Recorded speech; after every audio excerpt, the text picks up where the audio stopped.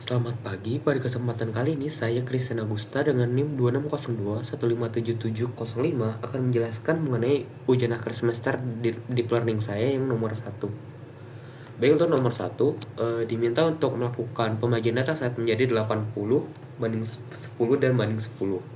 Dikarenakan saya bergender laki-laki dan memiliki NIM ganjil, sehingga saya menggunakan dataset hanya dengan label 0 dan 1, yang mana label 0 menandakan penggunaan dataset untuk gambar t-shirt atau top, sementara untuk label yang satu merupakan trouser.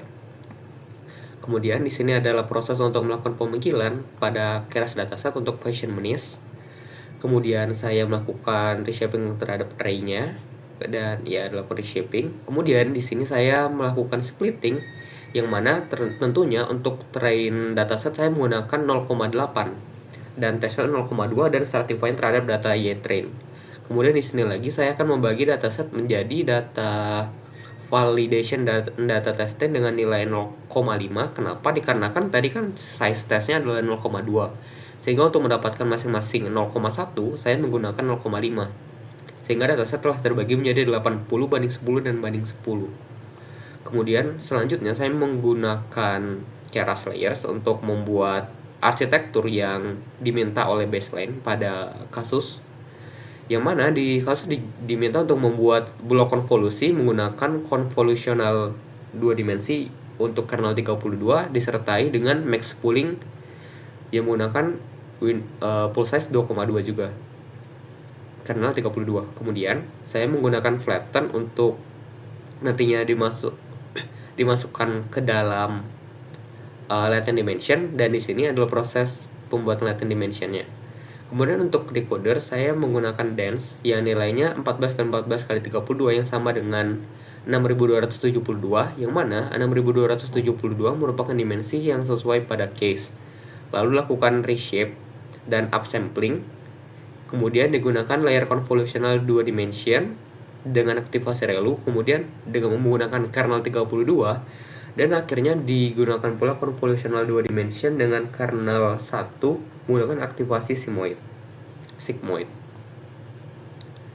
Kemudian setelah melakukan pembuatan arsitektur tersebut, dilakukan compiling, dan pada fase ini dilakukan proses fitting atau training data dengan epoch sebanyak 20. Dan didapatkan bahwa SSIM score adalah untuk gambar pertama di kisaran 95%, untuk gambar kedua 74%, gambar ketiga 89%, dan sebagainya. Jadi saya menggunakan 20 gambar untuk menghitung SSIM score-nya. Dan ini merupakan contoh dari gambarnya. Tentunya udah benar, t-shirt, top, dan trouser. Kemudian dikarenakan pada soal C diminta untuk membuat model dengan arsitektur baru, saya juga membuat model dengan arsitektur baru, yang dimana saya melakukan pengubahan terhadap convolutional blocknya, dimana pada sebelumnya hanya menggunakan 1, saya menggunakan 3. Dimana di sini saya menggunakan convolutional layer yang pertama itu nilai kernelnya 32, untuk layer kedua 64, dan layer ketiga 128, barulah dilakukan flattening dan akhirnya dimasukkan ke latent dimension, yang mana latent dimensionnya juga saya kurangi, yang sebelumnya 128 menjadi 64. Sebenarnya untuk decoder juga kurang lebih sama, hanya saja ditambahkan convolutional 2D transpose untuk mengembalikan convolutional 2D yang sebelumnya sudah dibuat di sini, sehingga dikembalikan dengan transpose dengan nilai yang sama, yaitu kebalikannya 128, 64, dan 32. Kemudian dilakukan cropping.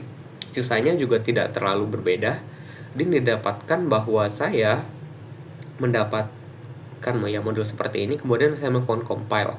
Kemudian saya melakukan training dengan epoch yang sama, yaitu 20, dan didapatkan hasil seperti ini. Untuk SSIM score didapatkan bahwa untuk gambar pertama sekitar 97%, gambar kedua 78%, gambar ketiga 95%, dan sebagainya.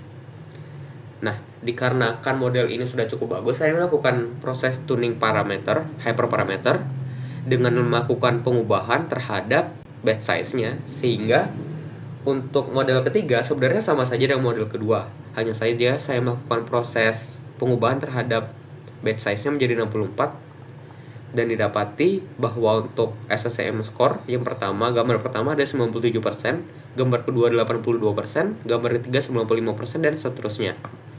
Untuk keseluruhan hasil SLCM saya letakkan di sini, di mana pada bagian ini kita dapati bahwa untuk model pertama rata-ratanya adalah 83,9.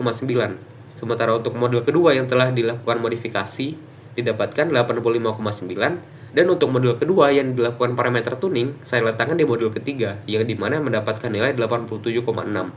Jadi dapat dilihat bahwa untuk setiap model terdapat perbedaan SLCM yang mana terdapat kenaikan, sehingga dari baseline kita lakukan modifikasi untuk mendapatkan SLCM yang lebih baik, dan model dari yang sudah kita modifikasi kita lakukan hyperparameter tuning untuk mendapatkan hasil yang lebih baik lagi. Sekian, terima kasih.